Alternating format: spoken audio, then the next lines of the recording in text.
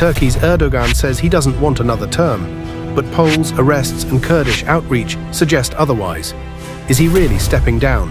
Erdogan says he doesn't want power anymore, but everything he's doing screams the opposite. A new constitution, a jailed rival, and a backroom deal with Kurdish MPs. Is this democracy in action, or a playbook for one-man rule? For 22 years, Recep Tayyip Erdogan has ruled Turkey, first as prime minister, then as president. Today he says his time is almost up, but the numbers and his actions tell a different story. Turkey's constitution only allows 2 5-year presidential terms.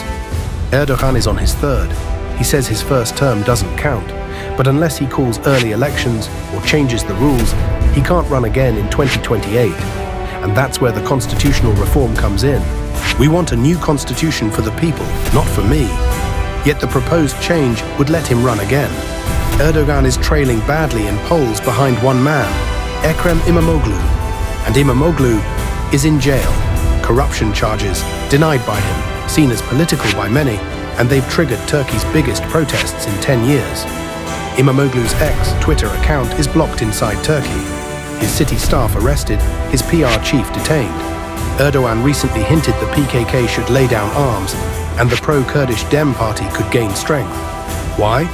Because Dem has 56 MPs, and he needs their votes. To change the constitution directly, Erdogan needs 400 MPs. To put it to a referendum? 360. He has 321. Dem's 56 could tip the scale. If Erdogan gets 360 MPs, he could trigger a referendum. That's how he won sweeping presidential powers in 2017. That vote turned Turkey from a parliamentary to a presidential system. It also reset Erdogan's term count. He says the pre-2018 presidency doesn't count. Erdogan's third term ends in 2028.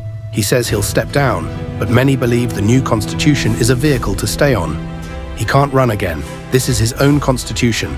That's from CHP Deputy Ali Mahir Basaria. The only legal workaround? Call early elections. But Erdogan's not allowing that either. Despite protests, arrests and crackdown, Erdogan faces little backlash abroad. Why? Because he's a NATO ally. With wars in Ukraine and the Middle East, the West needs Turkey more than ever. That may explain the silence. Many are skeptical, some are scared, others still believe. But polls show Erdogan's grip is loosening. 3 years left, a new constitution proposed, a rising rival silenced, and a president who says he won't run, but might just rewrite the rules to stay.